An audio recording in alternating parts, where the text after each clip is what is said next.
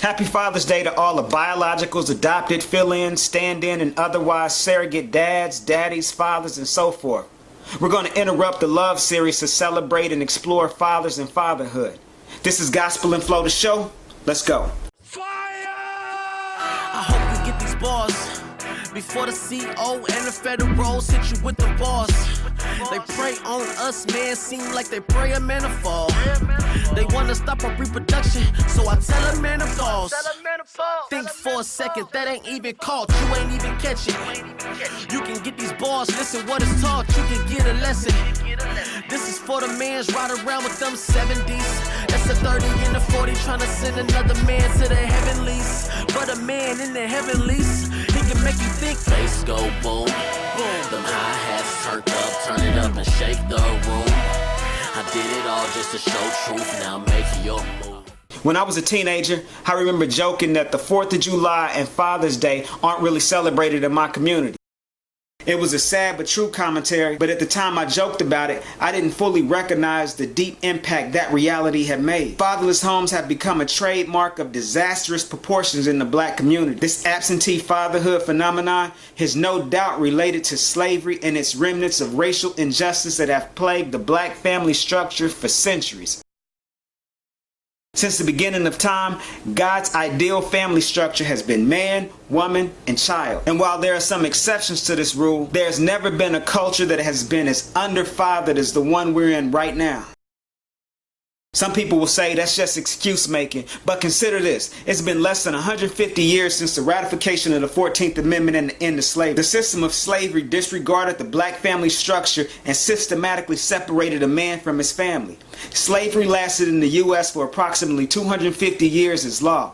The self-directed black family structure and black fatherhood has been in existence for 100 years less than slavery. Add to that the next 150 years of racial terrorism, oppression, and sabotage, and a reasonable person would conclude that black fatherhood is still in its infancy and compared to other cultures. And while black fatherhood is the most glaring statistic because of the physical absence and the vacuum created thereby, fatherhood in America itself is waning. While other ethnic groups may not deal with the physical absence of fathers at the same level of the black community, they deal with the emotional and spiritual absence. Some children have fathers in their homes, but don't have fathers in their lives. The culture at large has relegated child rearing to mothers and left men to their own pursuits. I've heard it said that this generation is the most over-mothered and under-fathered ever. Divorce, distractions, drugs, drinking, dalliance have decimated daddyhood, leaving mothers to try to fill both roles. God created the family unit and each individual has its purpose. All the things God placed in a man to do as a father, a woman can't do, and vice versa. This doesn't take away from womanhood or manhood. We both have strengths and viewpoints that, if correctly applied, will bring about a balanced and whole individual. A woman can't teach a boy all the things he needs to know to be a man. She can raise an excellent son and human being, but her life experience and biology dictates that she have a different viewpoint and skill set than what her son will need. A man can't teach his daughter how to be a woman. He can raise a good person, but there are some things that he just won't know or see from his perspective that she'll need in womanhood. Both boys and girls need an involved father in their lives just as they need their mothers. Proverbs 17:6 says that fathers are the glory of their children. Not having an active or involved father in the life of a child can absolutely destroy a child. We've seen in many celebrities who have reached the pinnacle of their professions but still feel incomplete because of the void left by an absent father. Popular culture has coined the term of someone who exhibits personality defects in adulthood as a result of an absent father as having quote-unquote daddy issues. Conversely, as children need their fathers, fathers need their children. Psalm 127:3-5 says that children are a gift from the Lord, and the man who has them is blessed and happy.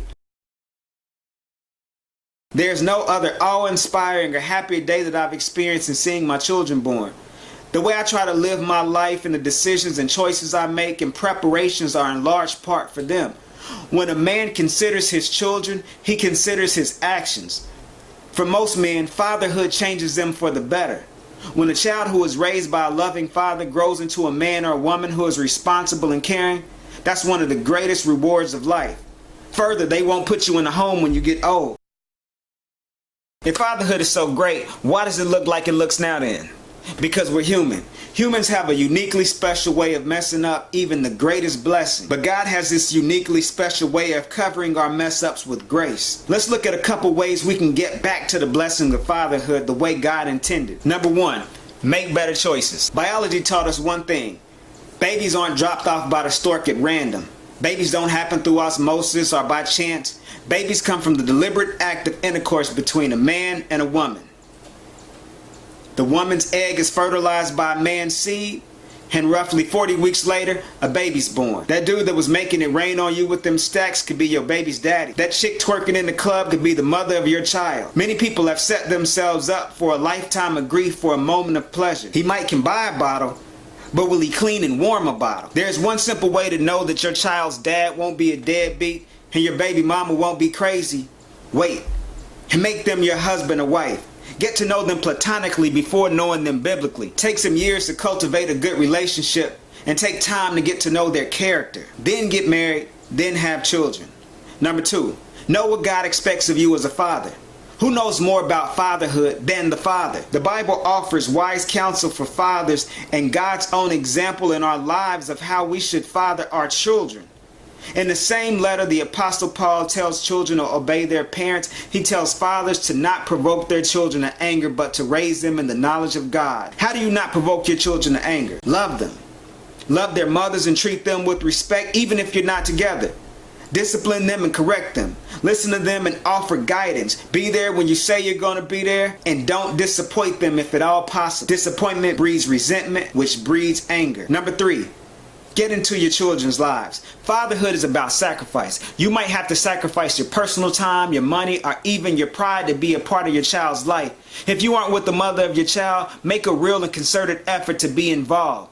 If it means saying sorry for something you shouldn't have to apologize for, say sorry. If it means foregoing a trip with your homeboys or that special lady in your life, do it. If it means having to hear their mother's mouth, smile and nod just to get to your children. If you have to get a lawyer to go to court and arrange meaningful visitation time, do it. And I'm not just talking about paying child support, though you should do that and do it on time. I mean actually tuning in to your kid. If you can't see them every day, then at least try to communicate with them in some way every day. Be at school for conferences and on the field for practices. Fatherhood is a blessing, not a burden. The greatest thing that you can be entrusted with is someone's life. If you sow into your children and consider them blessings, you'll reap the fruit of their adulthood, and they won't put you in a home. You should lay the foundation that your child builds on so that he can lay the foundation that his child builds on.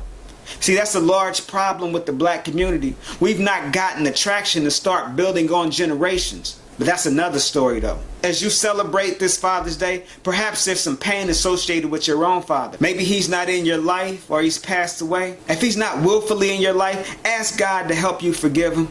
If he's passed on, remember the good times and thank God for the time you had with him. Remember that Psalm 27:10 says that when your father and mother leave you, God will take care of you. And in 2 Corinthians 6 chapter 18th verse, God says that he will be our father and we will be his sons and daughters. Perhaps you're in a position to have to raise your children without their father. God has not forgotten you.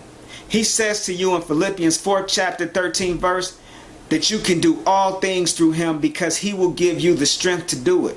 So he'll give you the wisdom and the patience and strategically provide people along you and your child's journey to help you.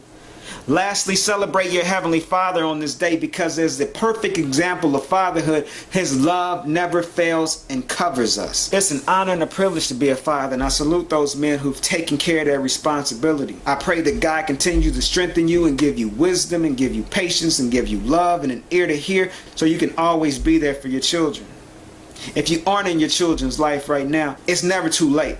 It's never too late for you to rectify and to change the wrongs. You may think that too much time has passed and they don't need you, but I guarantee you right now, if you picked up the phone and called them or went to their house and picked them up, it'll change their lives and it'll change your life as well.